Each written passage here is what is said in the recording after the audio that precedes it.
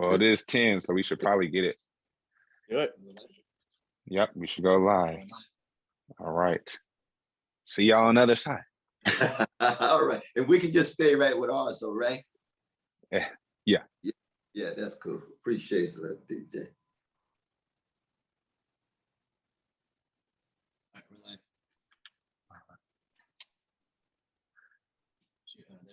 There's 14 people in the waiting room. Yep, let them in.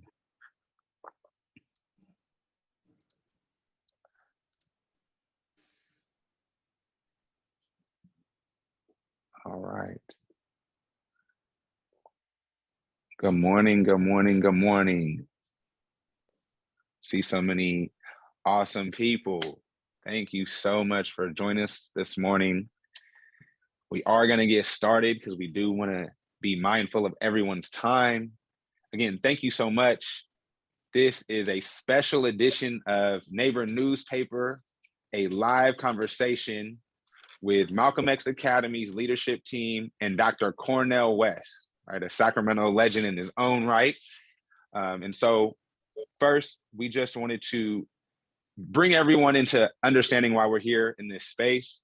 And again, we are here in this space to support the Shakur Center and ultimately the opening of Malcolm X Academy for African Education, a K-8 school in historic Oak Park, right on 4th Ave, right?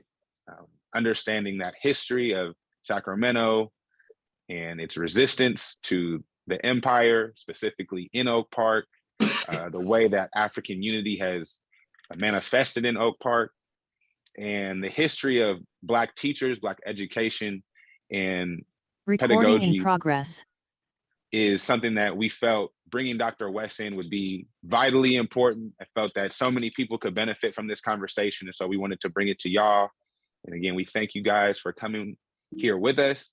My name is Jordan McGowan. I am the founder, the chair, and I serve as the Minister of Programs for Neighbor Program. And I am going to let the rest of our amazing team introduce themselves, starting with my sis, Mel. Good morning, everyone. Thank y'all for joining us. My name is Mel. I use she, her pronouns. I am the founder of Agape Movement, a political education platform. And I am the Minister of Education for the Malcolm X Academy for African Education. And I will toss it on over to my comrade, DJ.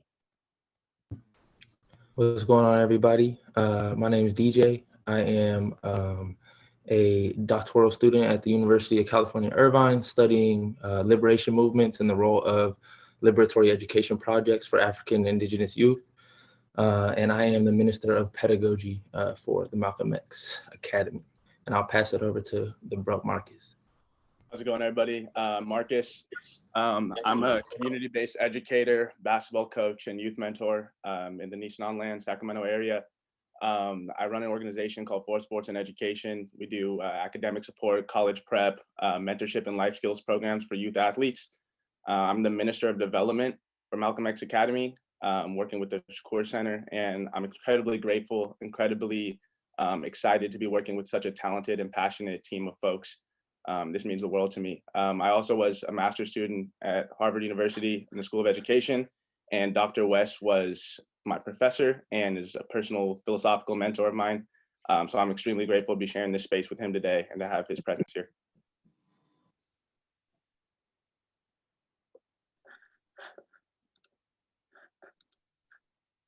So we wanted to get kicked off. We are going to introduce our great guests in just a second.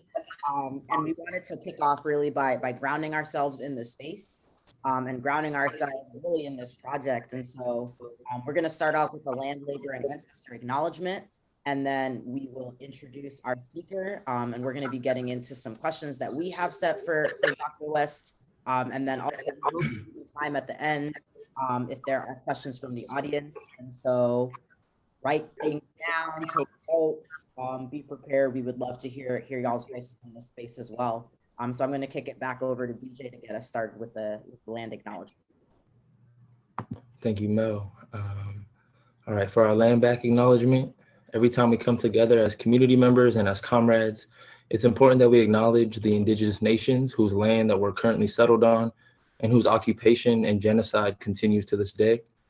Wherever you're tuning in at, and if you haven't yet, we encourage you to learn about the tribal lands that you're currently a guest or a settler on, and think about what ways can you lend yourselves to their struggle for land back. And I'll pass it to Marcus to do our ancestor acknowledgement. Thank you, DJ. We also want to use this moment to honor our ancestors. We understand that they engaged in the struggle with our futures in mind, and their spirits continue to live on through us. We recognize their sacrifices and take refuge in the protection they offered by the fortress they have built around us through revolutionary love. We ask them to grant us the strength and discipline to continue to struggle for the right to determine our own destinies and that of our communities, striking down any enemies that may stand in our path.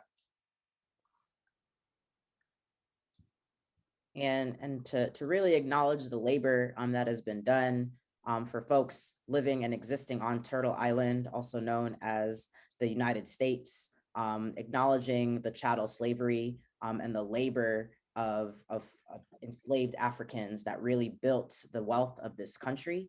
And then we want to localize that labor into particularly California and into what we're talking about today, Sacramento and the Oak Park community. And with education, acknowledging Elizabeth Thorne Scott Flood, who set up the Sacramento's first school for Black students in 1854. In fact, it was the state's first school for Black students in 1854, which was an ungraded school where children of all ages and abilities were taught in one room. She went on to establish the first Black private school in Oakland. We want to acknowledge the labor of the Black Panther Party, whose 5th point of their 10-point platform says, "We want a decent education for our people that exposes the true nature of this decadent American society.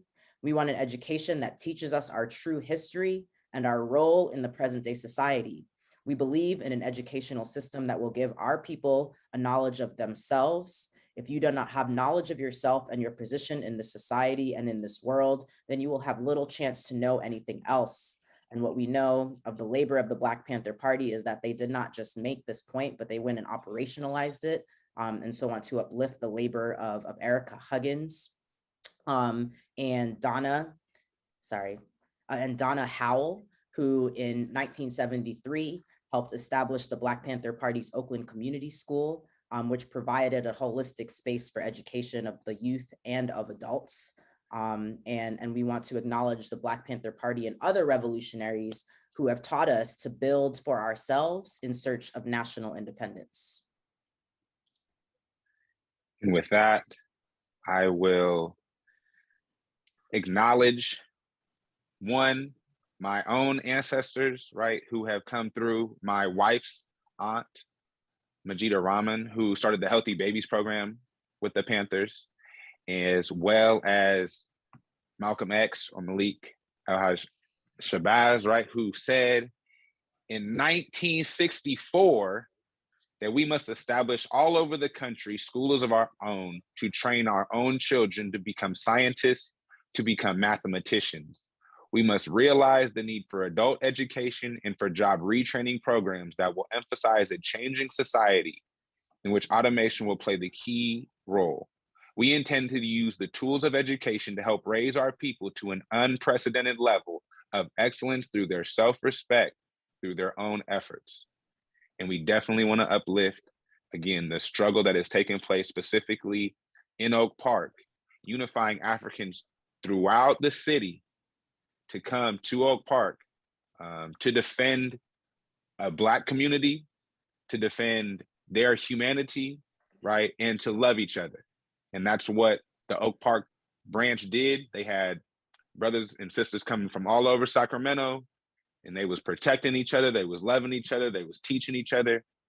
And so with that, again, we couldn't think of, when we're thinking about education, when we're thinking about Sacramento, when we're thinking about all those things, we couldn't think of anybody else better to try to reach y'all and have a conversation with than Dr. Cornell West, our special guest for today. And brother, I hope you can share some words and, let the folks know who you are.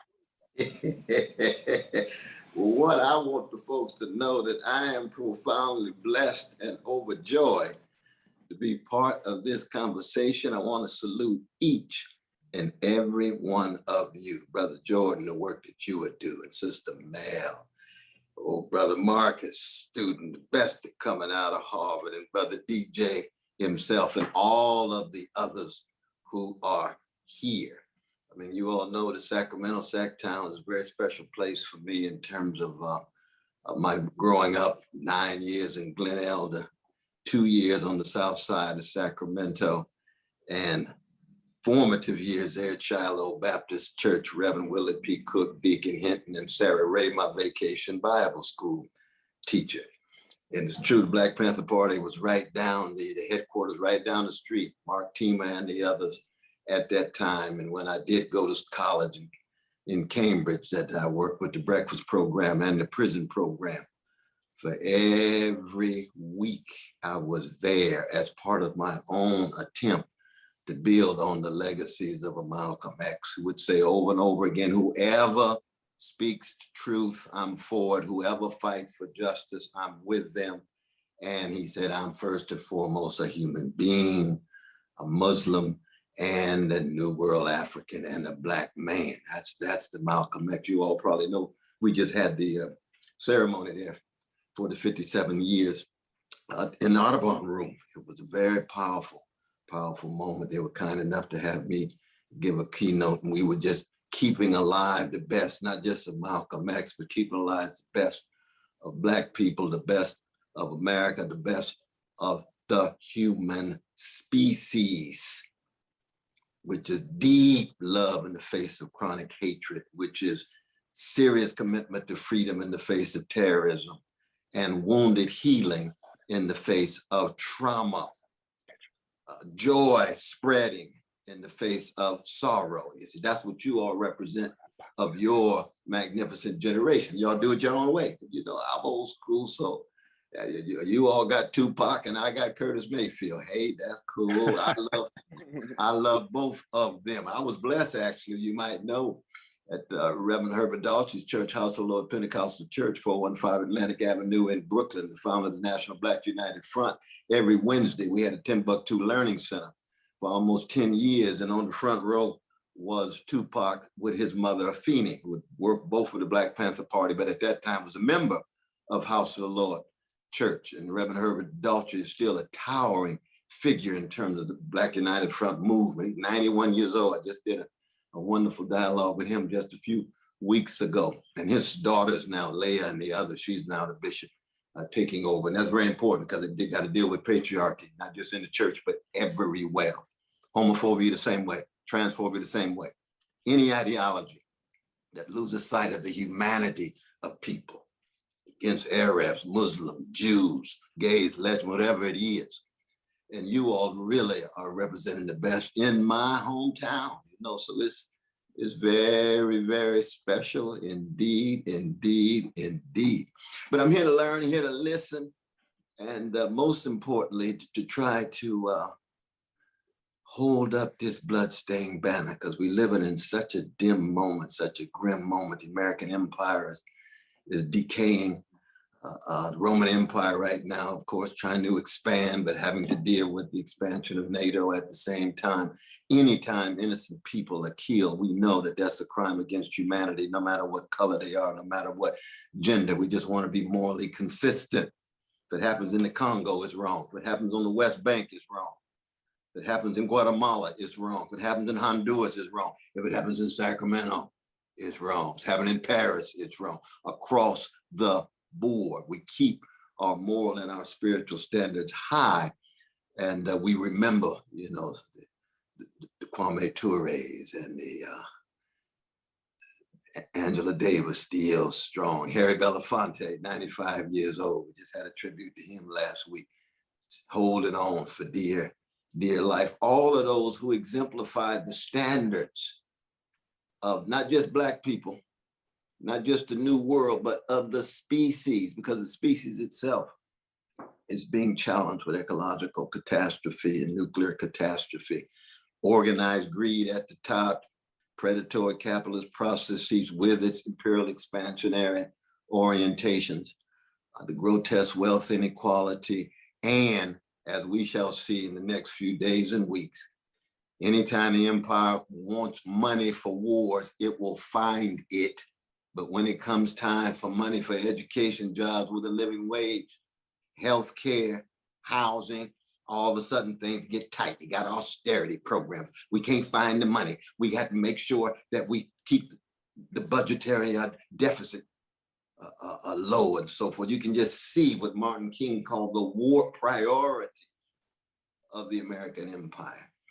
And you all are bearing witness in a very concrete way to be a countervailing force against that greed, against that contempt, against that callousness, against that indifference, especially toward the most vulnerable, what the 25th chapter of Matthew calls the least of these, those Frantz Fanon called the wretched of the earth. And of course, when he talked about the wretched, he was talking about priceless, precious, everyday people in the language of the genius from Vallejo, Sly Stone, who used to play a cello every fifth Sunday in the Northern California Mass Choir with Fred and Rose, his brother and his sister. Fred's still the major pastor in Vallejo, but they was Sly and Family Stone, and you know they one of the greatest groups. And I want you all to always remember the Sly Stone, just like Curtis Mayfield and Sam Cooke never won a Grammy, and Milli Vanilli won 2.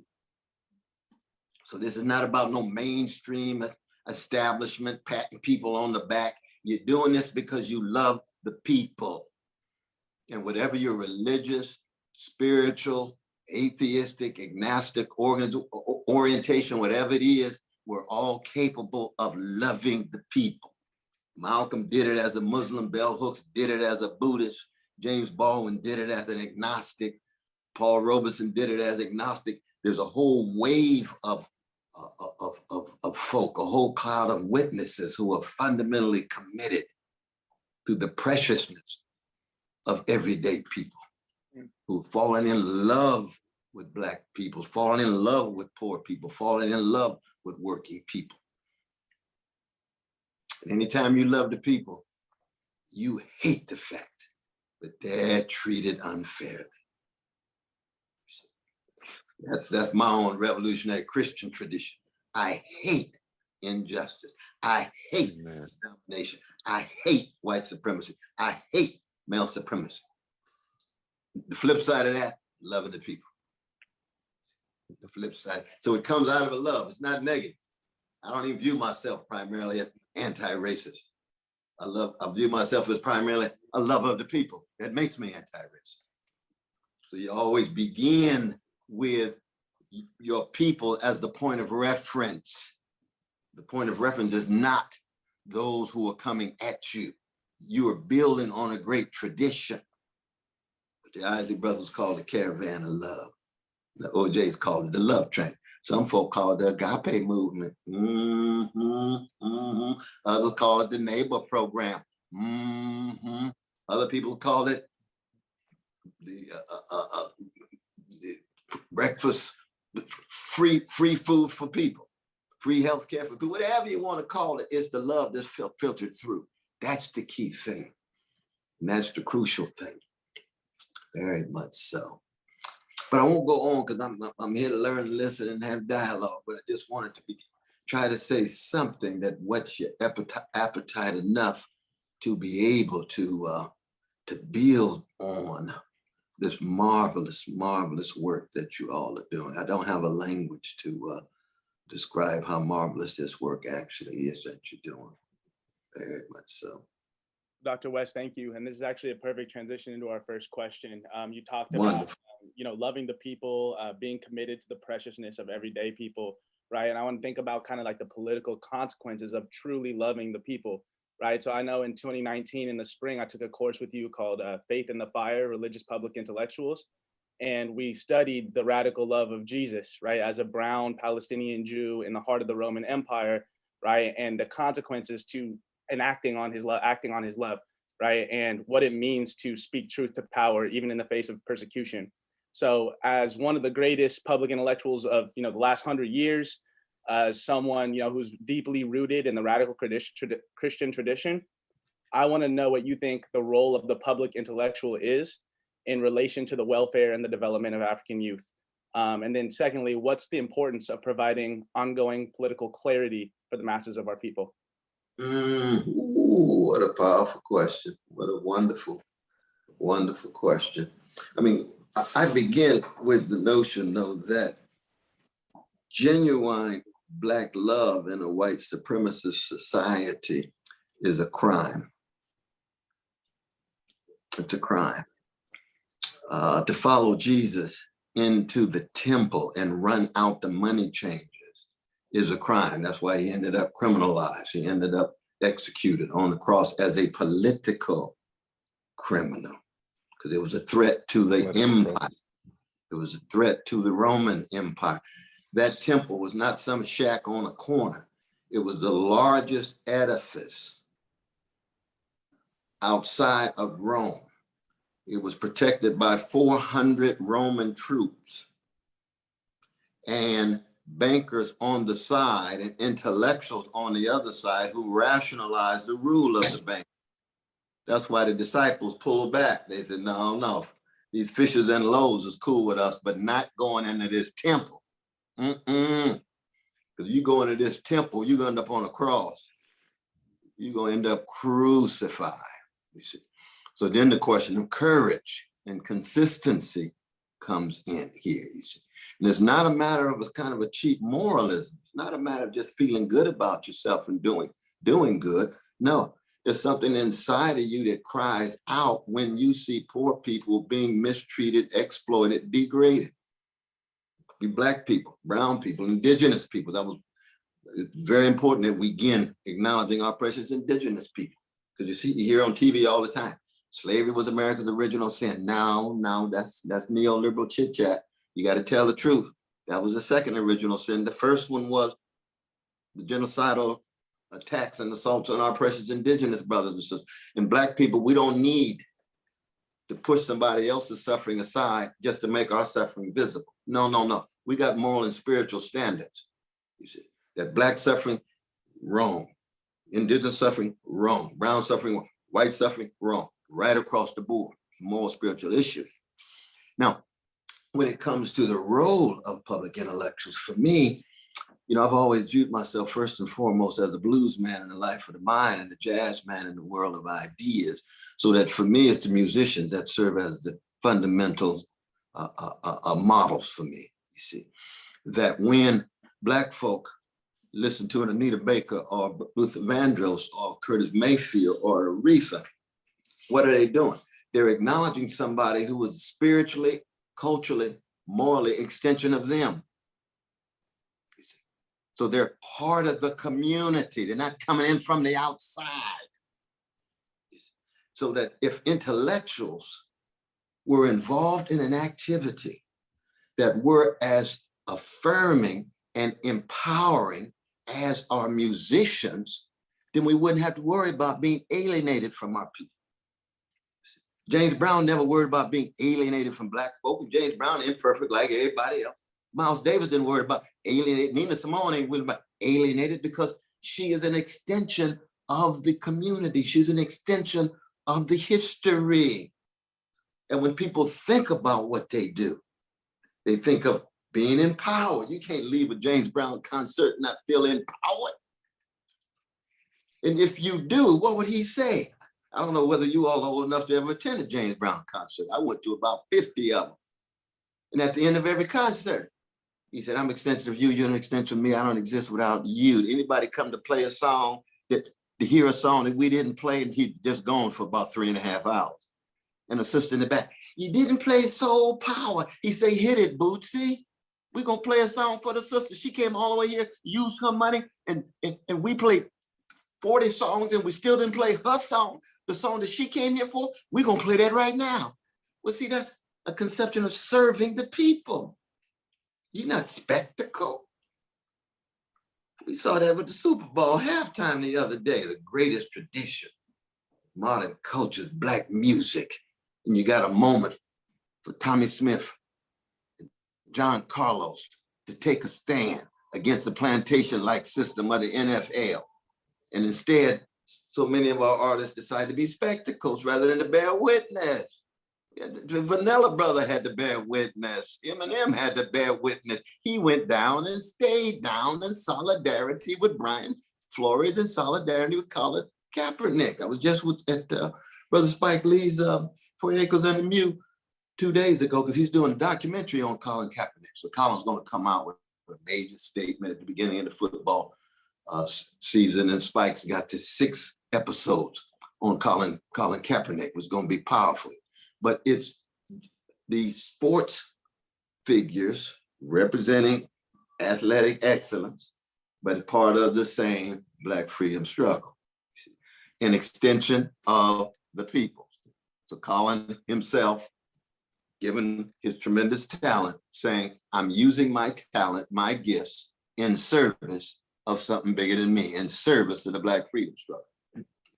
That's very much what it, and Black intellectuals have to have the same conception of themselves as Colin within our respective context.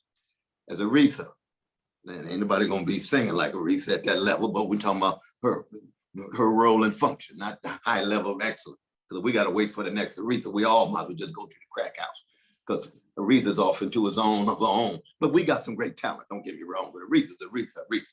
Yeah, I mean, I love Beyonce, but you know, she ain't no Aretha now, let's just be honest. So that, and I love her to death, but everybody got their generational greatness and we got different ones. So that it is what it is. We ain't got no Du Bois today. We ain't got no Curtis Mayfield today. So I'm not putting Beyonce down. I'm just acknowledging her own kind of genius in relation to Aretha, Sarah Vaughan, Billie Holiday, Carmen McRae, Dinah Washington. Ooh, you start talking about that level, everybody got to be silent for a while. That's all right. They all part of our tradition. They all part. Mary J, she's my queen. Even she during halftime. Ooh, she missed it. Mary J missed it. I still love her, but she missed it. It's not a question of just being happy because you get selected to be spectacle. You got to bear witness. You got to take a risk. You got to cut against the grain. That's the kind of loving pressure that we put on our folks. Black intellectuals, the exact same treatment and pressure. Are we being true as servants to the people to empower them? So when they see us, just like when they see Nina Simone, they say, oh, there's somebody who loves me, who cares for me. There's somebody who's concerned about me. There's somebody whose activity impacts me in such a way that I'm stronger. I see the world better. I feel the world deeper. I can act more courageously. That's the greatness of who we are as human beings, as New World Africans, as male, or female, or gay, or lesbian, or whatever other identities we have. I'm sorry about this noise, because this is Harlem right here. Can you all see the background? I live on 110th Street. Ooh. That thing came off. That thing came off. You can see the background though. Maybe I better not mess with this thing, because Lord have mercy. I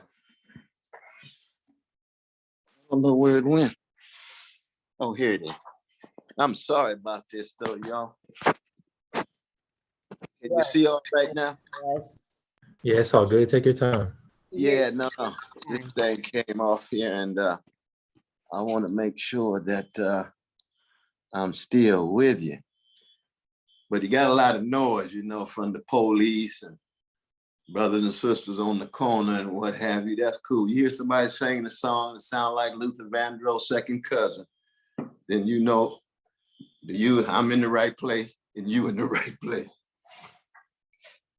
I think that's actually a perfect segue. I have a follow-up. So I think as you're speaking, I'm thinking about, right, this call for educators to really do that work, right, in a radical and in a loving way.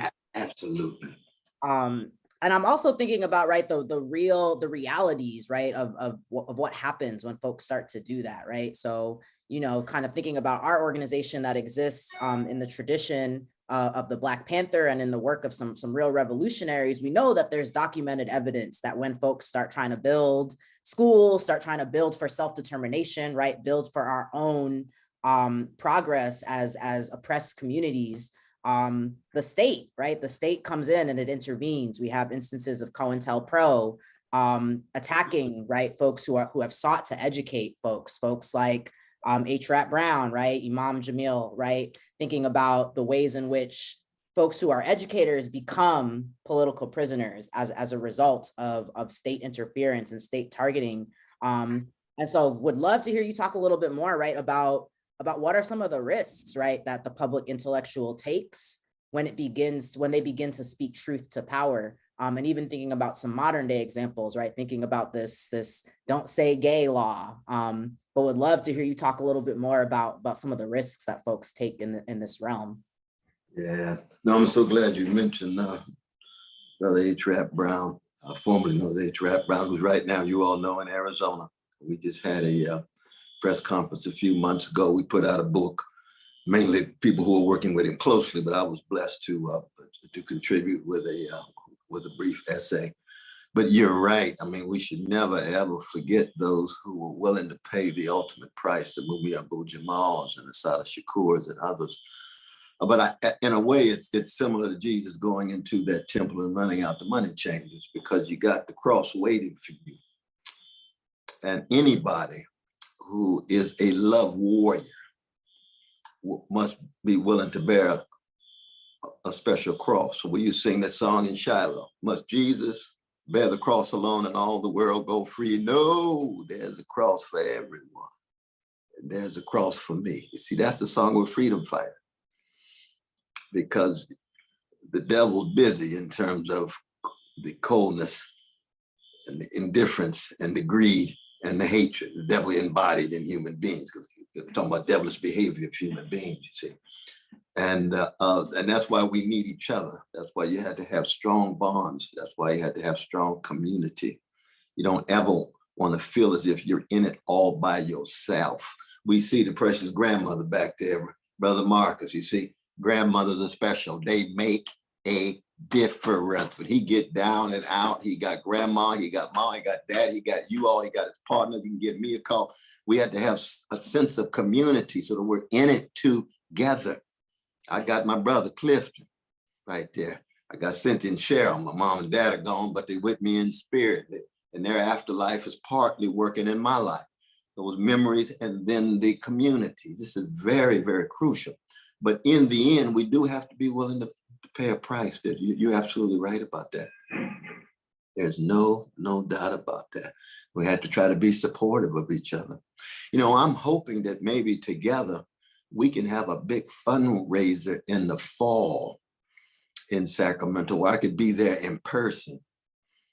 And so, because the Malcolm X Academy is really opening in the fall, is that right? Fall 2022. Opening its doors. Wow, and to see if we could set something up in the fall, just to say, hey, we in this together. Hey, yeah. We have a variety of different voices concerned about these precious children. Hey, we're gonna create a model that is counter-hegemonic, countervailing to what's in place when it comes to education for our precious children and so forth, you see. But I think in the end, you know, that's what we have. You know, we have each other, and then, you know, Christian like myself, I'm forever praying and swinging at the same time. Don't mean a thing. You ain't got that swing. That's Duke Ellington, but you got to have some prayer if you part of a revolutionary religious tradition. But my secular brothers and sisters who don't pray, you know, that's their thing. That's fine. I love them to death. But I get into some serious prayer moods because I've been in some situations. People put guns to my wife's head, and people got shotguns in my driveway, and so forth and so on. That there's times in which you have a certain feeling of being overwhelmed, and so everybody has in some way to respond in their distinctive modes that way. But most importantly, you know, there's no way around the repression coming your way, the lies, the character assassination, and so forth. And every great figure in our grand tradition, you know, has been targeted. And in many ways, it's a compliment. Right, right. How was that be? Right. Target you, you've got to be doing something right. Right. And I think that's for us, like that tradition and like understanding that has been like foundational, right? Like understanding that politic, that history.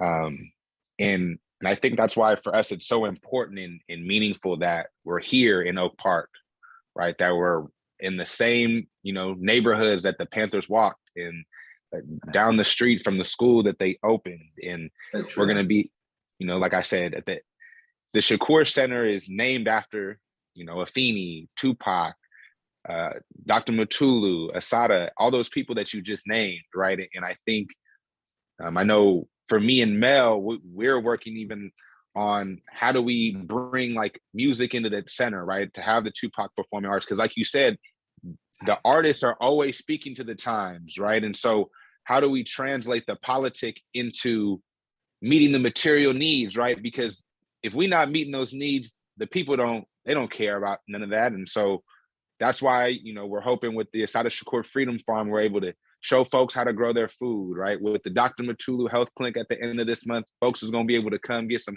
free health care. We got an expungement clinic. I know we got a brother working that he has a job program so we can get folks re-entry and, and they can get jobs and then get placed, and trying to build that. So we do know that we're going to come under attack. And what the kind of analogy that I've taken is that we're at war, right? And with that, I'm telling people, we need you to send aid in whatever fashion it comes. And so with that, like understanding that war, and again, that really comes from Fanon, right? That comes from, that all the way back there, to me, that legacy, right?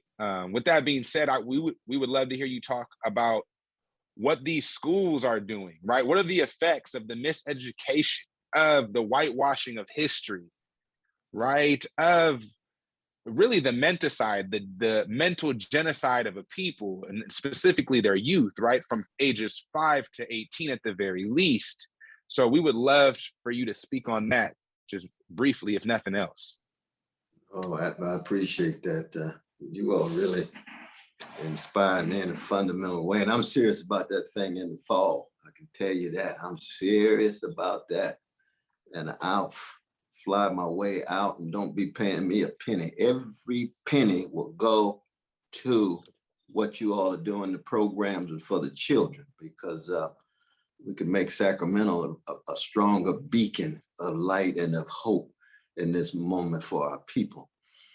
But no, you all know the great Carter G. Woodson's classic, The Miseducation of the Negro. He's got a wonderful line, I think it's about page 141, 143, where he says, I just wish that educated Negro could fall in love with the poor Negro. Now that's his way of saying what Erica Huggins was doing, you see. That's 1920s. That's part of our tradition. That is the caravan of love that the Eisner brothers sang about, see. And you all are now on that love train. Now, what are the schools in place doing?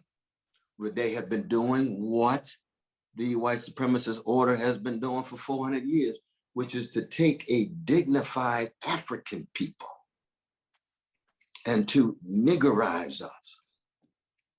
And when you are niggerized, you begin to believe the lies that Black people are less beautiful than they are. They're less intelligent than they are. They're less moral than they are. And most importantly, to keep Black people afraid, scared, intimidated, laughing when it ain't funny, scratching when it don't itch, wearing the mask in order to make it through a mainstream to become well-adjusted to injustice. So that once you niggerize the people, then you convince them to defer and even consent to their own oppression. And you all read Antonio Gramsci on this. You read Ella Baker on this. All the great freedom fighters say, how do you get oppressed people? Not just to wake up, because people can wake up and stay so woke, they suffer from insomnia. You don't want nobody suffering from no insomnia. No. You want, and people can wake up and see a nightmare and be completely overwhelmed. You want people to wake up and then become fortified.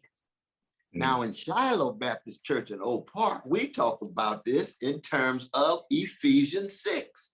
Put on the whole armor. Put on the Amen. breastplate. Put on what will equip you. Curtis Mayfield said, people get ready. You got to get the people ready. Right? And that's intellectually, spiritually, morally, politically, and connected to the best of their history, Sankofa. You refuse to move forward unless you're connected to the best of your past. So those schools that are in place miseducating or niggerizing, Malcolm X Academy is going to be de-niggerizing. And once you de-niggerize a people who've been niggerized, ooh, all of this power, all of this vision, all of this love, all of this joy, all of this community, all of those precious memories that James Cleveland and Aretha Franklin sang about in the Amazing Grace album. And those precious memories start coming back of grandmama and granddaddy who loved you, and mama and daddy and Frederick Douglass and Ida B. Wells Barnett, and you feel so fired up. So, ooh, Lord have mercy. Now you ready to be a love warrior. Now you ready to be a freedom fighter, not as a sprinter, but as a marathoner. Not as lifestyle. People who choose it as a lifestyle, they're gonna be out there for about 3 years and then shift.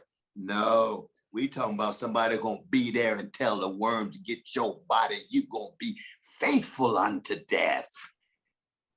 See, that's the Angela Davis.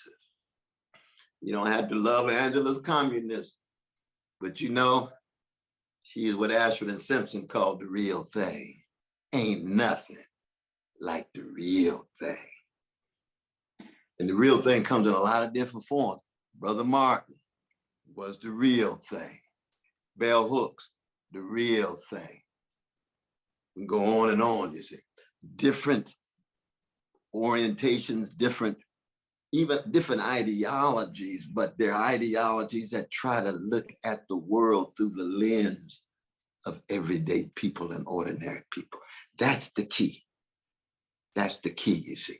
That's why the Black Panther Party could have Malcolm X on the wall, but they knew he was a Muslim. And Malcolm's still praying 5 times a day. They were secular. That's all right. They sons and daughters of Malcolm X, El-Hajj Shabazz, you see, because they knew he was for real. Malcolm used to start off his speeches, what? Sincerity, my only credential. Love of my people, my fundamental motivation. You see, Brother Malcolm, brother, you and Allah going to do your thing. I'm with you. Now, I'm with Jesus. That's all right. That's all right. I'm with my comrades who got a variety of different religious sensibilities, but I loving the people. And when you get in the foxhole, it's better to be in a foxhole with Malcolm as a Muslim than most of my fellow Christians who will sell me out in a minute.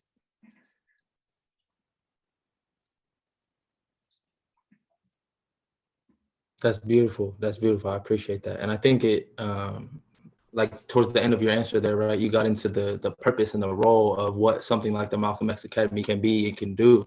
And you broke down, right, how the history of our schools, right, is the role, like you used the term niggerized, right? And I like to use the term that these are mechanisms of removal, right? They remove us from our community. They remove us from our culture. They remove us from our ancestors. They remove us from who we are, right? And that goes from, like you said, from the first original sin, from the indigenous boarding schools where they were removing indigenous children. They were genociding indigenous children. They were taking away their culture, cutting off their hair, right? And we know that there's a link between those boarding schools and the current compulsory public schools that our students are forced into today, right? They're called public schools, But if you don't send your kids to them, you can go to jail, right? These are compulsory institutions. That's right. And so, in your opinion, or if you were to advertise, right, this to the people, what do you think is the benefits of providing a school that is created for and by African and indigenous communities in light of the reality that we have only had access to colonial schools and these compulsory models of schools? Yeah, no, I appreciate that, brother, because it's so very important. I mean, as you know, I mean, as any oppressed folk, we've always had to work with what we got. If Charlie Parker only has access to a saxophone created by Adolphe Sax in Belgium, he's going to work that saxophone in such a way that no European played it that way, but it's still a European instrument. He just made it his own. Same is true with Art Tatum with the piano. Well, so it is in education. That's why we learn from our artists, you see. That's why our artists always remain in the vanguard, because they are most free. They love us the most.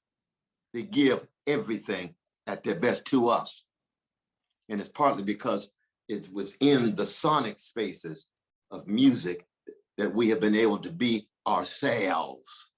It's like Sly Stone, thank you for letting me be myself. Now you think to yourself, where can Black people really be themselves? Me and Brother Marcus at Harvard, we got to go against the grain. Brother DJ, Irvine, you got to go against the grain. Can't be full of yourself.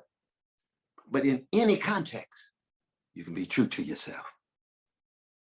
See, 'cause integrity, honesty, decency, memories of the dignity that's been passed on to you by those who came before us. So when you have a Malcolm X Academy, it's almost like, it's like if, was what Coltrane was trying to do when he was trying to create these nightclubs for the musicians, where the Black musicians own the nightclubs.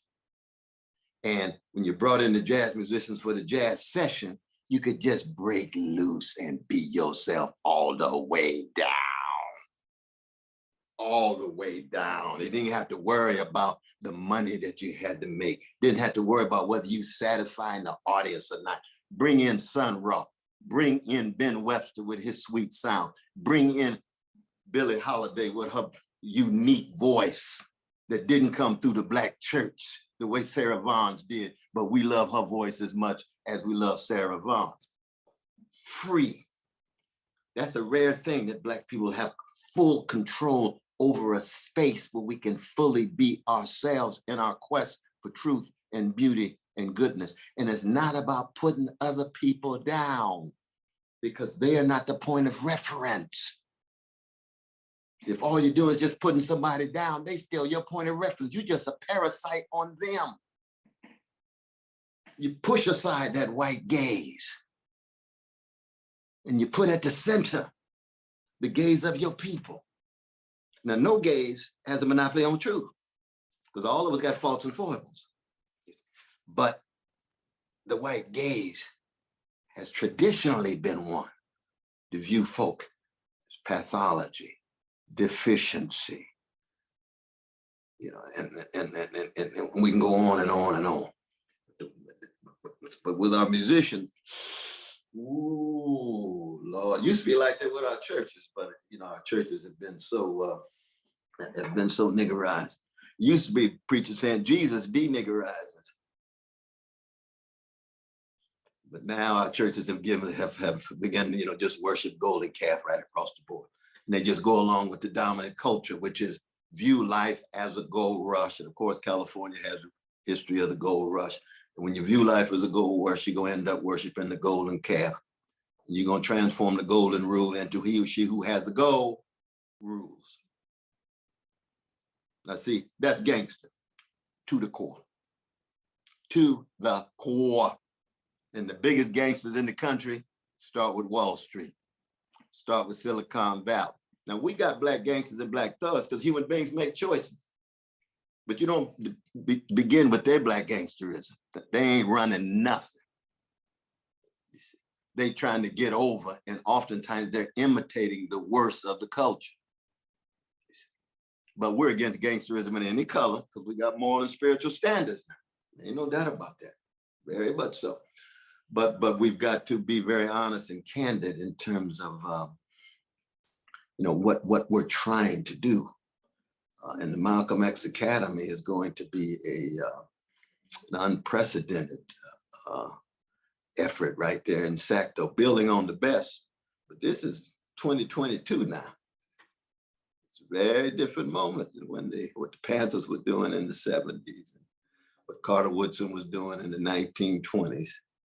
And you all have, visions and energies that I have not at all, because I am old school. Everybody old school, got blindnesses. Ain't no doubt about that. Y'all dealing with situations and circumstances I know not of.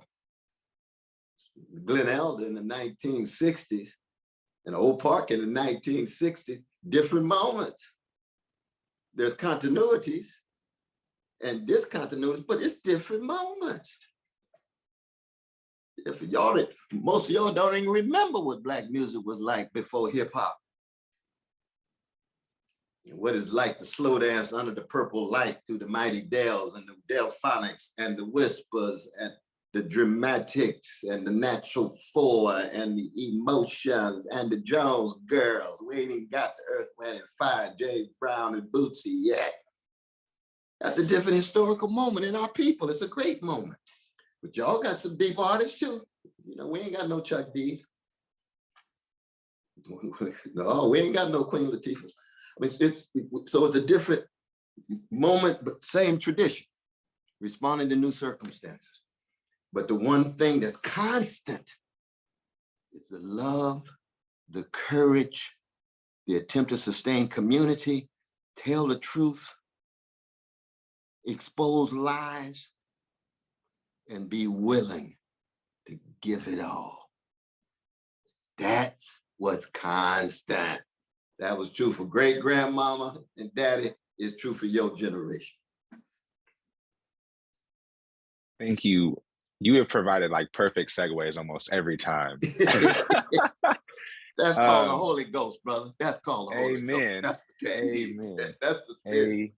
Amen. I know that we started this like with an ancestor acknowledgement. I know that for me, I feel so much of like my own father and like the work that I do. And I do know a lot of that music because my dad was old school when he had me. He actually fought, he got drafted and fought in Nam at Quezon during 68, Tet Offensive. He got dropped in January 68. So I actually, in my home currently, I have like 350 of his vinyl albums because he was a DJ when he came home. So I do know those albums. I still play those albums, brother. I still dance with my wife to those albums. So I love it. I love it. So I did have to share that. But indeed. But for me, I think it kind of, right, this work, that's what I tell people when they say like, well, when did Neighbor program start? I said 1967 when my dad got his draft letter, right? And you talk about legacies and those traditions so much and how they are this extension. That's right. And so I would love to have you speak to us about why education is so important to you, and really pointed to your mother, who was a staple and has a long-standing tradition of that Black teacher like tradition, pedagogy, all of those practices here in this city. And so I would just love for you to speak to why that's so important. Yeah, no, I appreciate you mentioning Mom, though.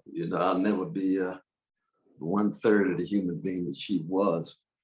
And you're right, you got the Irene B. West Elementary School right there in Elk Grove. But one of the things that Mom insisted on was after teaching for 9-10 months every year, she would always teach the Vacation Bible School right there at Shiloh in Oak Park. And Reverend Cook and the others, my father Clifton on the trustee board, they would make sure that it was not just free, but open to the children, whether their parents were attending Shiloh or not.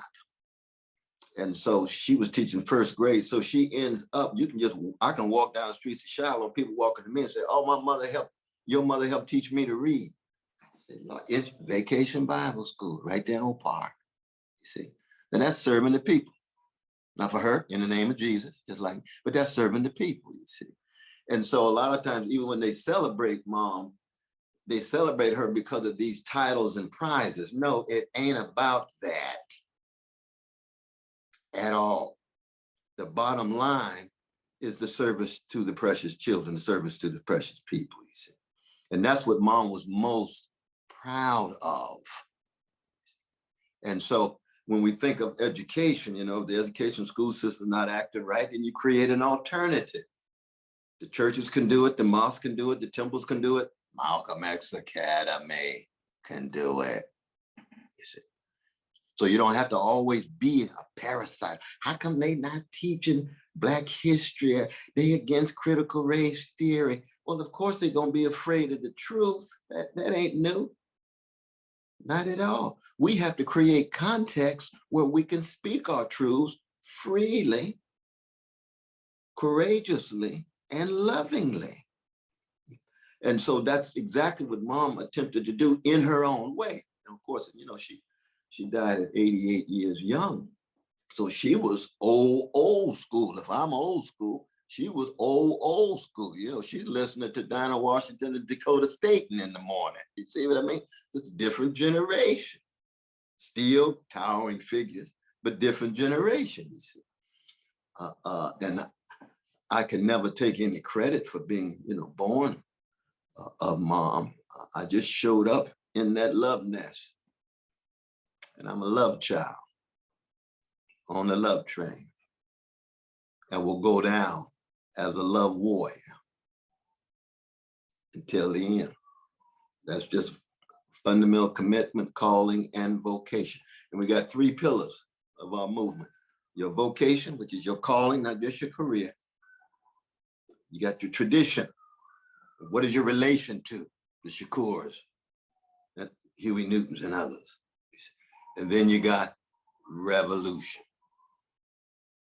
Then you got revolution. And revolution is what? It's not just this violent fight. No, it is the transfer of power, of wealth, and the transfer of a spirit of subordination to a spirit of resistance and resiliency and organized pressure against the status quo. That's what it means to be a revolutionary. And a lot of people in this society, you know, you say revolutionary and they think just pick up guns and so forth. Oh, no, we're not talking about that at all in any kind of initial moment.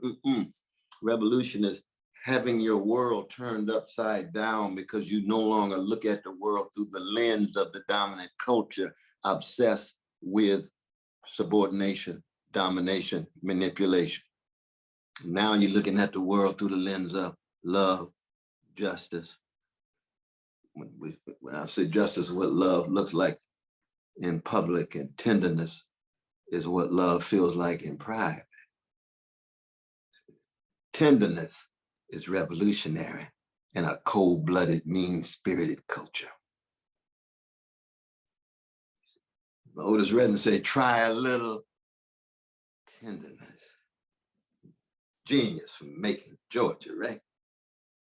Babyface with Bobby Brown, Roney, tender Roney. Not just Roney now. Tender Roney. Y'all young enough to remember Bobby Brown singing that song, right? Oh, yes, that's a great album. That genius from Indianapolis, a Babyface, and the genius from Boston. But it's not just not a song. It's about the tenderness.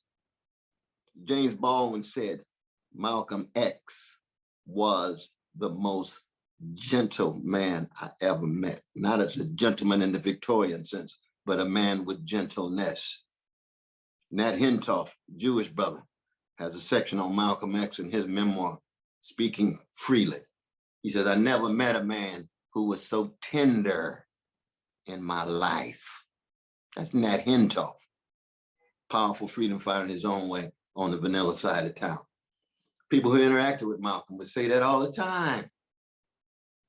But of course, for the mainstream, he's a hater, the hate that hate produced. For the mainstream, he doesn't have a tender bone in his body.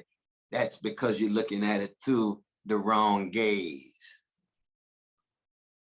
That's why Ozzie Davis in his obituary, his eulogy, you remember what he said? He said, our Black Prince. He said, but did you ever talk to Malcolm? Did you ever feel the love in his heart? Did you ever see the sparkle in his eye?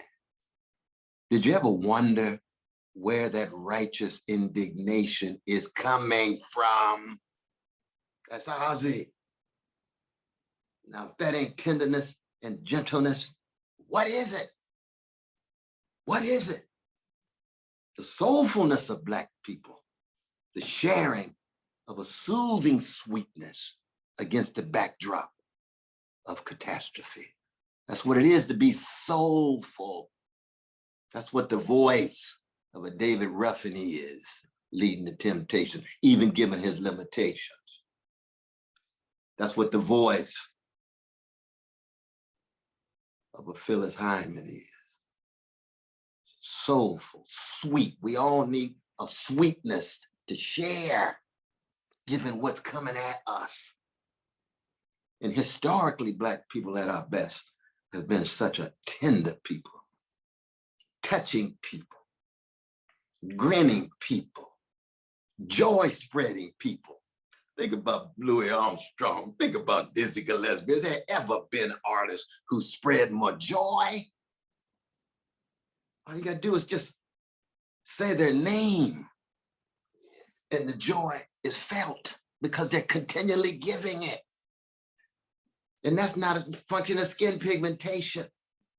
That's a function of their spiritual formation. It's a function of their ethical cultivation. It's a function of their moral action. It's a function of their discipline and how they use their energy. That's the greatness of a people, of a New World African people. And people say, oh, Brother West, you sound so chauvinistic. You just into all of this Blackness. I said, no, I'm trying to tell the truth. I could tell the whole story of Black gangsters and Black thugs and Black folk who are cold and callous because we're human beings like anybody else. But when you look at the best of Black folk in the midst of all of this hatred and terror and trauma, ooh, what a tradition, given the vocation and the call for revolution. Here come Malcolm X Academy. Sat down. Ooh, Sookie now.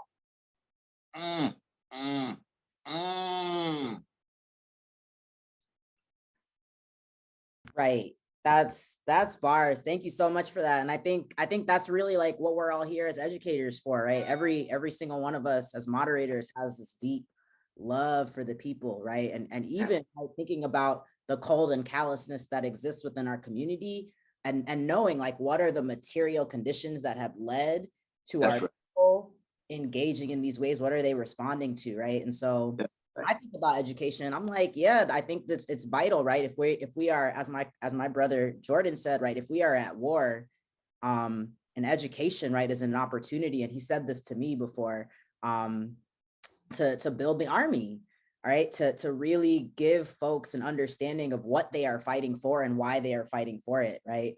You're not going to get a disciplined African, a New World African, without having had that politic instilled in them, without having, right, their own buy-in and their own understanding of what it is that they're moving towards. And I know you had shouted out agape movement before, but that really what it is for me, right, is it's about loving the people truly, and inviting folks into this work in loving and tender ways so that they can see, right, you have a place in the revolution. It's up to you to figure out where that place is, right? How I think you had mentioned, right, the vocation, the tradition, and the revolution, and those things acting together. And so you're just really out here dropping gems. I think Jordan had said it perfectly before.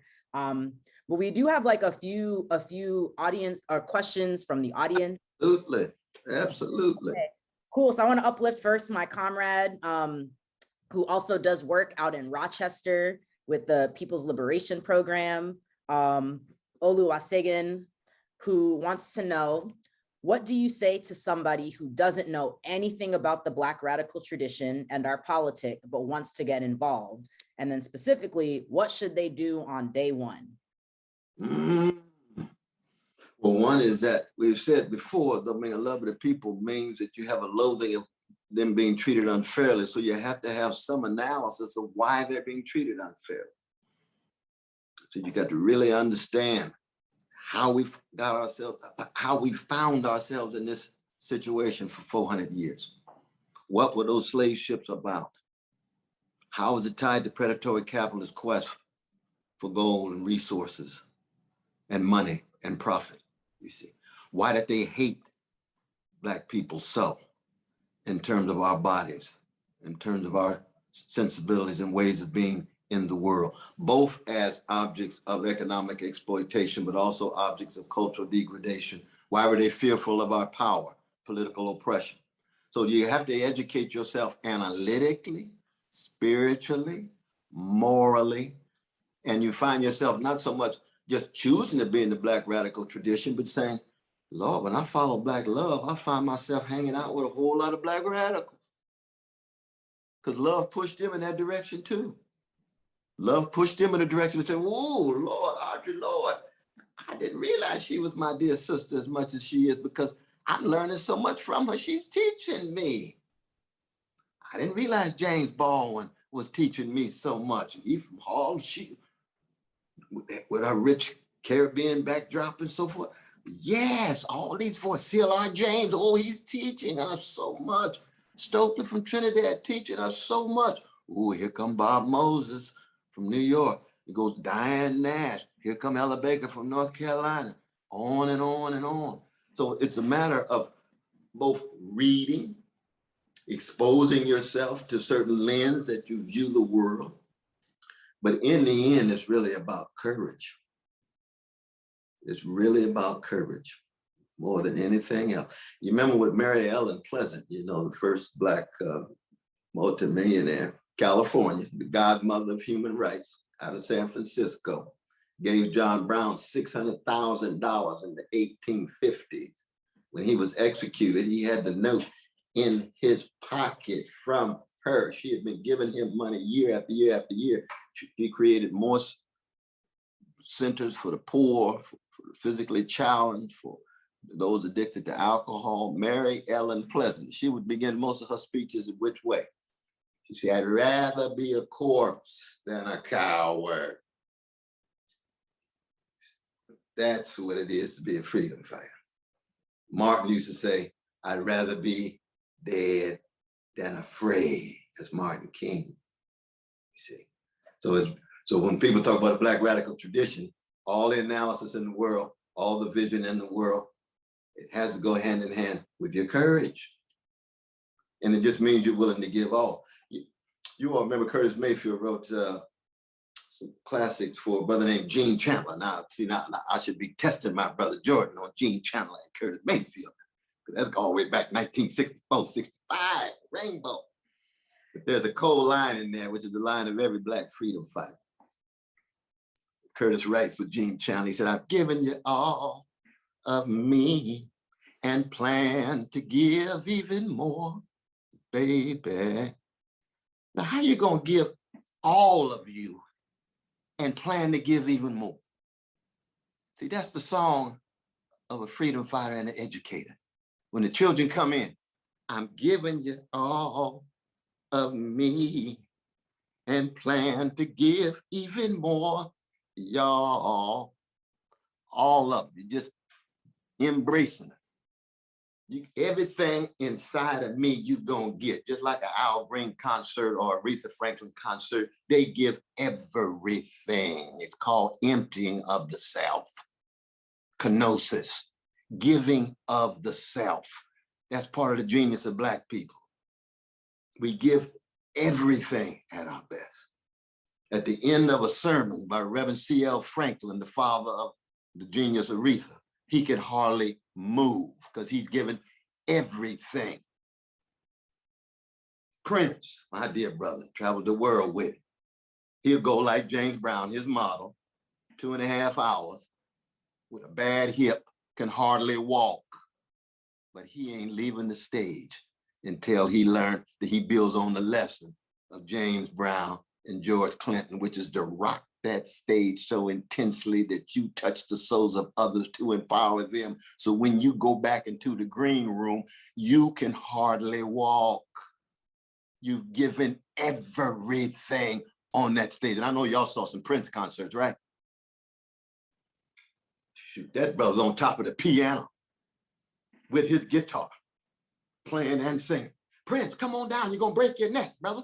No, I'm giving the people everything. Everything. That ain't just narrow entertainment. That's a Black tradition of emptying yourself. That's what Fred Hampton did. He gave everything. Everything. That's what Bobby Hutton did. He gave everything.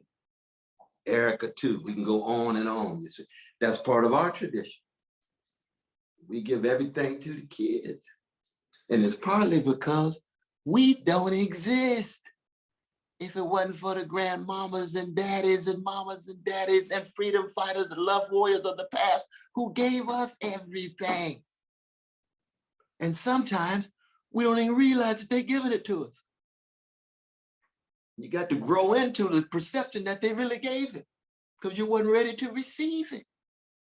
Oh, what a great people. What a great people. Thank you for that. We have maybe time for a couple more questions. I want to be mindful of everyone's time. I have an anonymous question that came in from a young educator who is currently working on a probationary contract. And they're interested in hearing you talk about how you speak truth to power within institutions where a majority of the educators and a majority of the administration is white.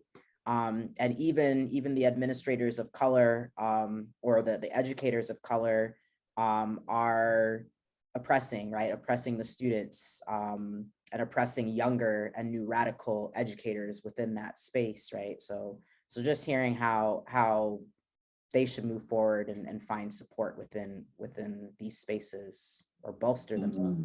Mm-hmm. No, I appreciate that question. Of course, all of us make our own particular choices, make certain particular decisions and things.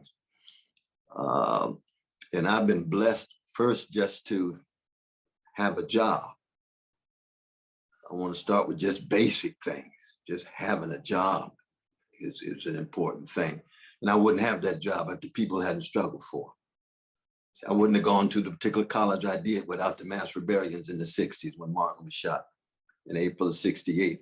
It was the next year that I applied and they opened up for a whole host of Black students that had been excluded before. So you never forget that sacrifice in what you have available to you as an opportunity. And you try to be true to that. And of course, in my own case, you know, I've had some real intense battles with administrators and so forth, both at Harvard and other places. And I've had to leave, you know, I had to leave because I wouldn't be disrespected. And I didn't want to make myself center stage, but also I didn't want to downplay the degree to which I can't talk about fighting against injustice when I'm treated unjustly. So the struggle begins at home, begins with yourself, begins with your family, your community, and it extends all the way to Latin America and Africa and Asia, around the world, and Europe and what have you. So that yes, you know, there are certain prices that you do have to pay. And I've been blessed that when I decided to leave, I had somewhere to land. Now it's included some major, you know, cutbacks in salary and so forth. But, you know, it was workable. I was able to just accept it and just keep on moving. There's no doubt about it. But that's nothing compared to what we were talking about, H. Rap Brown and the others, Mumia Abu-Jamal and the others who pay prices that far beyond anything that I have. But all of us have to pay certain kind of prices. Oh, very much so. And as the questioner rightly says, though, and it's also a matter of principle, though. It's not a matter of color. You see, when I speak up for our precious Palestinian brothers and sisters, I know I'm gonna catch hell, including some Black folk, including some Black leaders, including some Black elites, because oftentimes they running scared when it comes to that issue, you see. And so they tell me, call me up, oh, Brother West, I resonate with what you're saying, but I could never say that publicly. Praying for you, brother. I'm praying for you. See what I got to say the next time I give a speech. It's going to be consistent across the board. And if Jewish brothers and sisters were under a Palestinian occupation, I'd be in solidarity with them. It's a moral and spiritual issue. But no, they find themselves under an Israeli occupation, and it's just as wrong if it was a Palestinian occupation. The same is true with Kashmir. Same is true with Tibet. It's a matter of being consistent. Well, you could talk about every issue. Other that issue, you're going to continue to be marginalized. Then I just be marginalized. Period. That's the way it rolls. That's the way it rolls. I am a free, Jesus-loving Black man. And nothing's going to get in the way of my love for any oppressed people, be they Palestinian, Arabs, Muslims, whoever it is, you see. And so at that point, you know, you just go for what you know, as we used to say. You go for what you know, and you have to pay the consequences. Very much so. Same is true during the Obama years. Oh, Brother West, how you gonna be so critical of a Black man? I say, well, I critically supported him because the right wing was so vicious that I voted for him. But I told that brother from the very beginning, I said, I'm critical of the system that you're head of. You are the Black face of an American empire that's dropping drones on precious people in Libya and Somalia and Pakistan.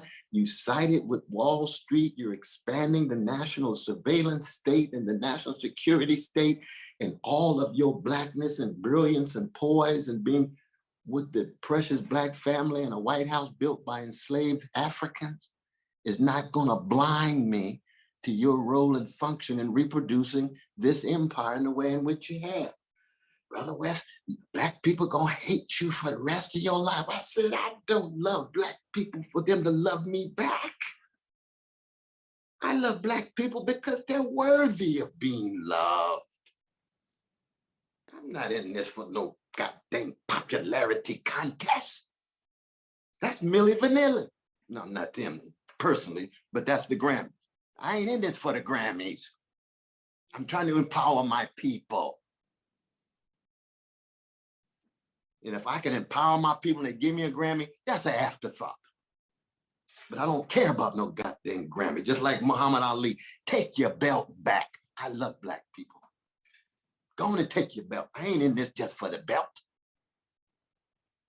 That's our tradition at its best. And all of us can be part of this. Oh, I see my dear precious Erica. Oh, Lord, Puerto Rico. That's my precious niece. Erica and Carl, connected to Cliff, my brother. I'll never be the human being my brother is. Lord, he set the highest standard. But that's an answer to that question. See what I mean? That's the answer to the question. Integrity rather than popularity. Integrity rather than cupidity, love of money. Integrity rather than chicanery. That's our tradition at its best. I love that. I love that. And I appreciate that too. As someone who was pushed out of their school for staying principled, I think it's important to share that, right? Stay principled, and you won't find reasons to justify genocide, to justify oppression, right? Stay principled, right? So I appreciate that. How you feeling? How you feeling, Dr. West? You got time for one more? Oh, we got to play. I'm going with the Holy Ghost. I'm going with the Holy Ghost. We go with the Spirit. All right, I'm gonna read this. We got one last question in the chat then. So with your mother being so instrumental in your development as a human being, what suggestions do you have for parents and mothers in regards to encouraging both self-love and a love for the people so that their youth and their kids can be the next generation of human beings that serve the people? willing and ready to serve the people? And see, that's a powerful question, because as Sister Mel was rightly saying that, see, the material conditions, the context in so many of our poor and working class communities have put so much on parents that a significant number of them have not been able to love their children the way they should. That one of the big shifts from the ghetto that Donny Hathaway was singing about, and Leroy Hudson, who co-wrote the song with him. You notice in that song, it's all about love and sympathy and empathy and resilience. When you shift from the ghetto to the hood, you see, that so often the songs in the hood do have references to love and empathy, but it's much more survival of the slickest and getting over by any means. It's less love. And so one of the reasons why your generation is so much more heroic than mine is that you all have had to work with much less love than my generation. Glen Elde and Oak Park in the 1960s had stronger families, stronger communities with jobs, with strong civic institutions, churches and mosques and temples and music connections and so forth, you see. Whereas your generation, the market, predatory capitalism just shattered all of that. So it's more isolated, you're more on your own. And so there's less love. And it's a, you know, when I hear some of these songs of the younger generation, you know, I want to know how to love. I want the real love. I got all the lust I can get in the world, but I just want the real love. Whereas you see, Ashford and Simpson was singing about something they knew. Not just the love they had from each other, but the love they got from their parents and their grandparents and things. And you all do have access to love, but not as much.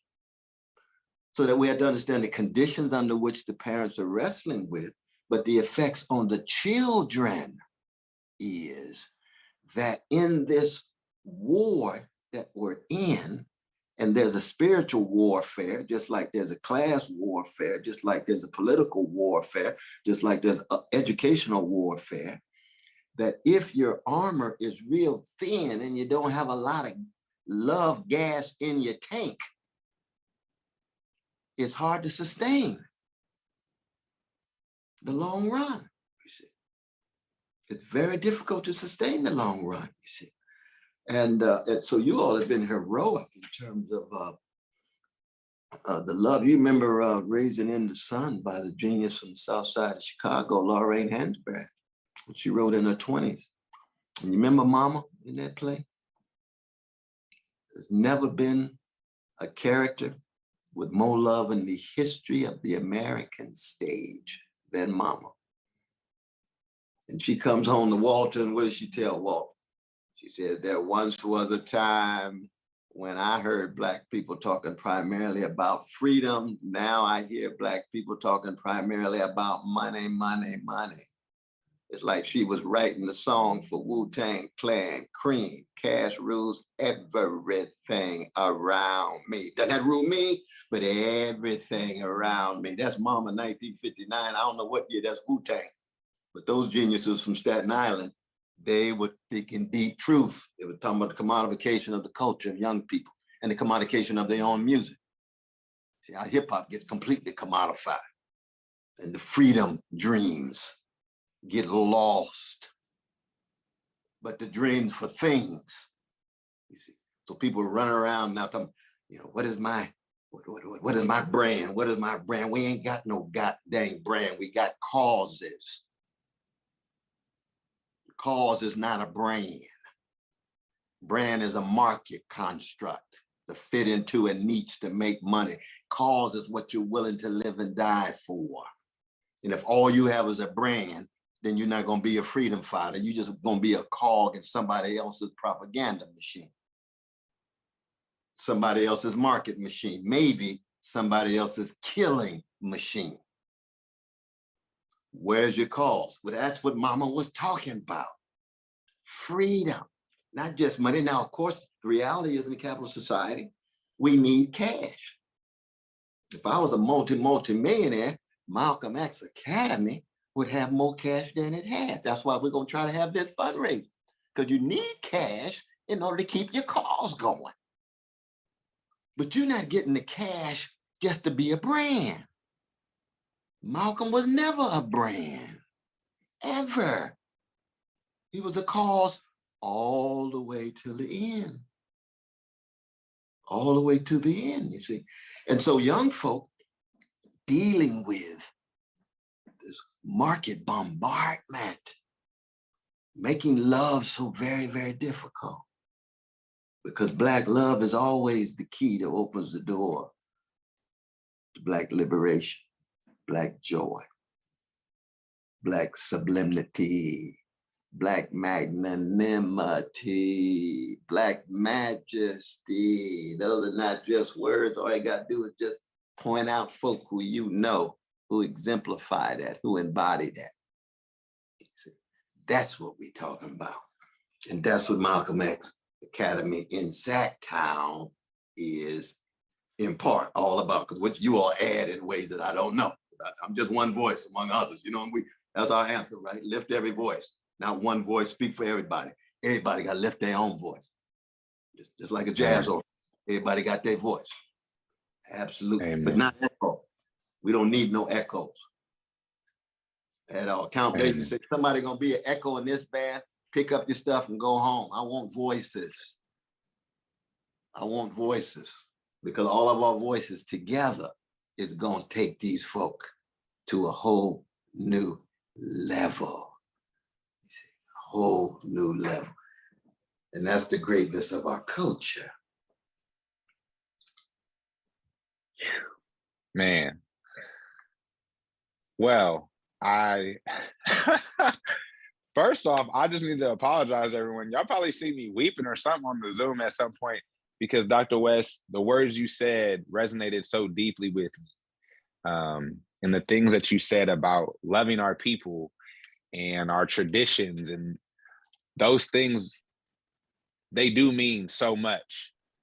I know to everyone on this leadership team, and I know that we are going to continue to do the work because we love the people.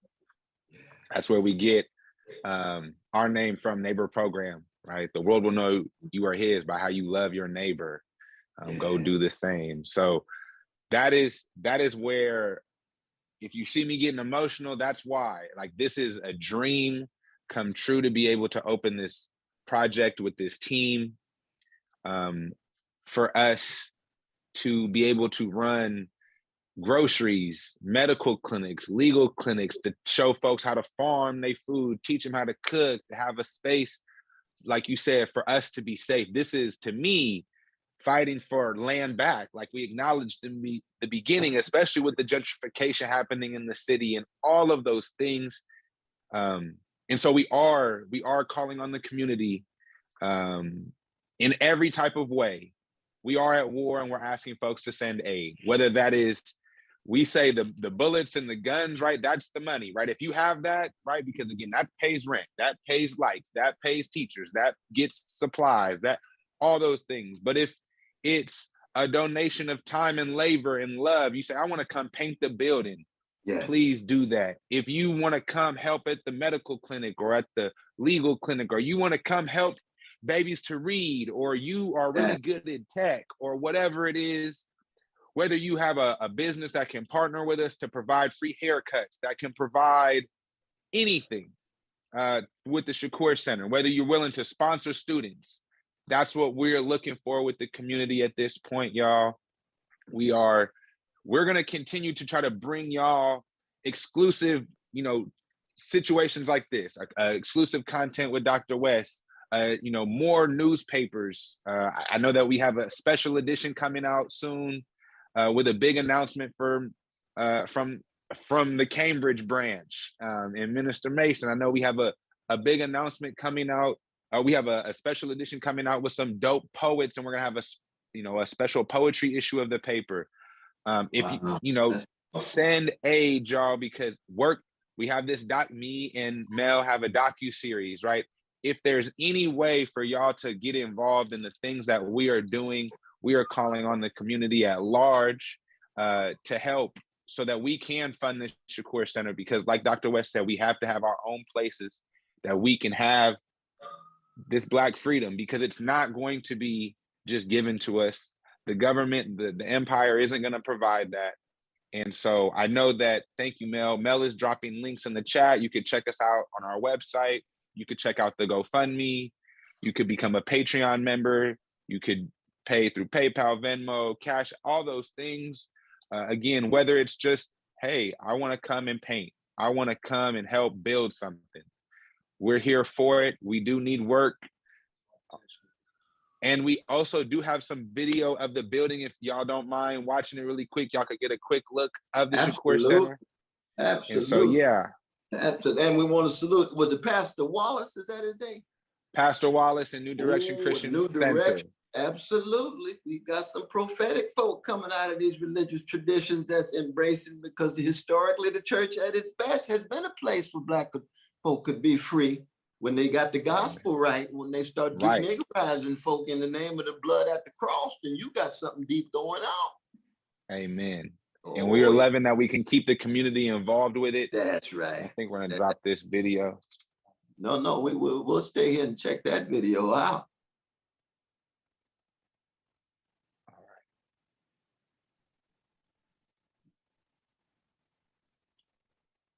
We see that Sister Chantel's got a little precious one there. That's what we talking about.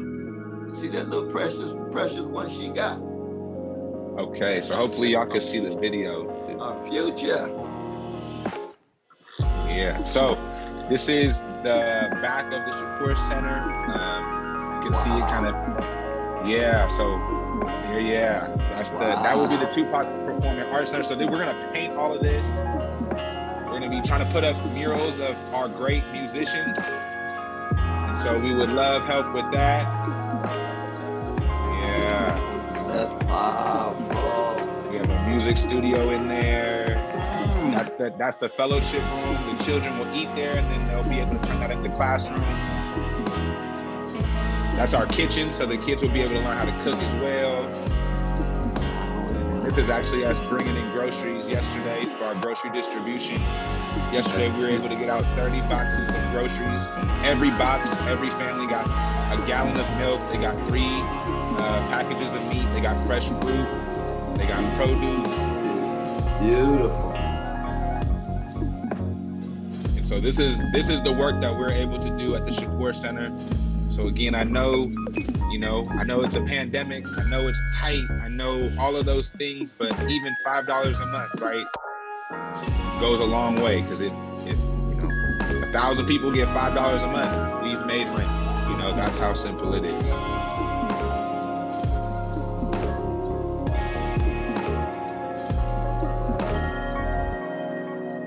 And again, we'll be able to run our second expungement clinic at the end of this month as a partnership with UCA. We'll be able to run our first legal clinic this month on the 26th. And we'll actually be dropping that flyer on social media, and we'll be canvassing. This team will be in the neighborhood. We will be in Oak Park this weekend. Pull up on us. Friday, we will have groceries. Saturday, we will be out walking the community, letting folks know who we are, where we're at. And Sunday, we will do our breakfast distribution to serve meals to our unhoused neighbors. And we also have community learning Saturday night. And we are going to be talking about the legacy of the Shakurs since we are stepping into the building. So we are so thankful for all of you who have joined us today. Thank you so much, Dr. West, for your time, for your brilliance. They're amazing.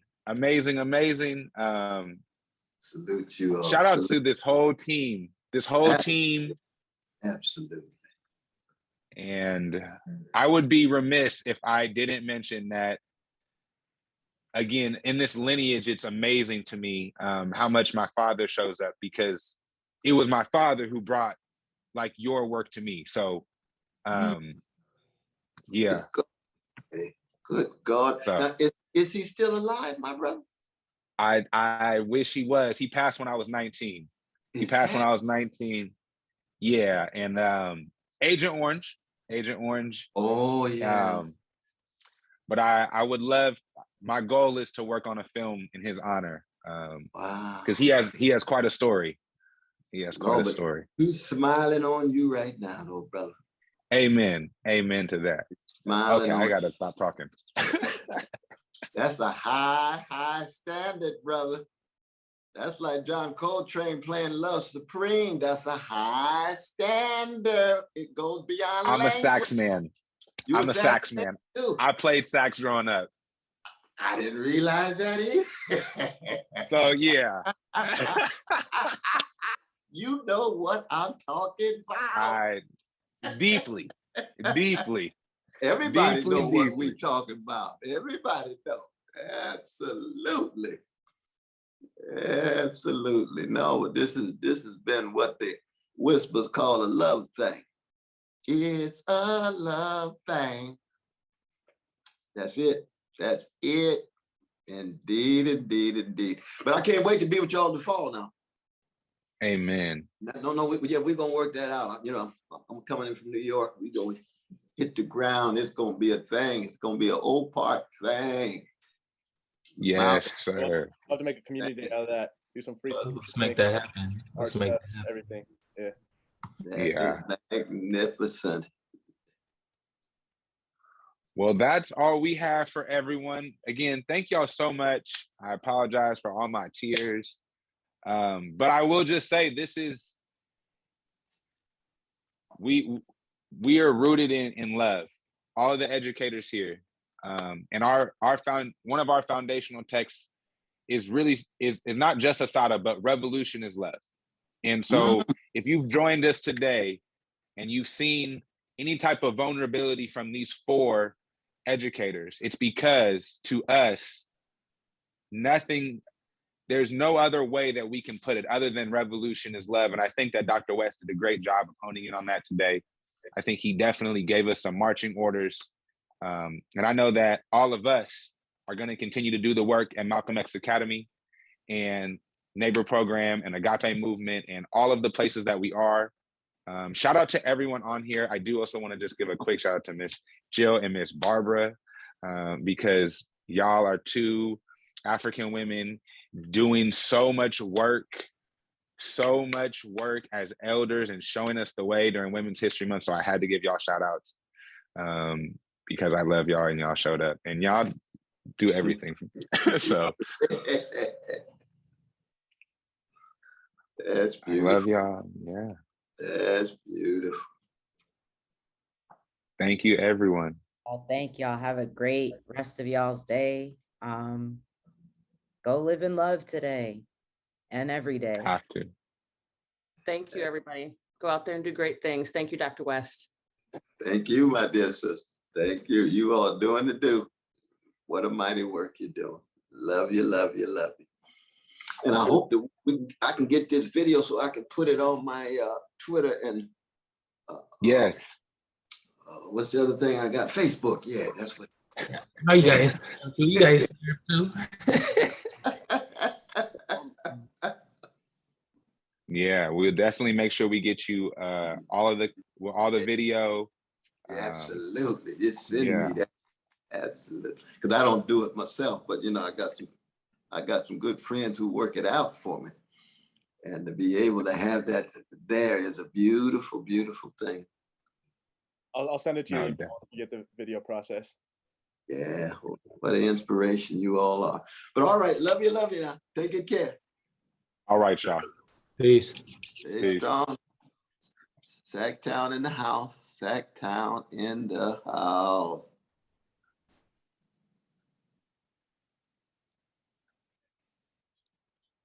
You just end it. Yeah. Bye, y'all. Love y'all. Peace. Love you too. Thank you, everyone. This has been amazing.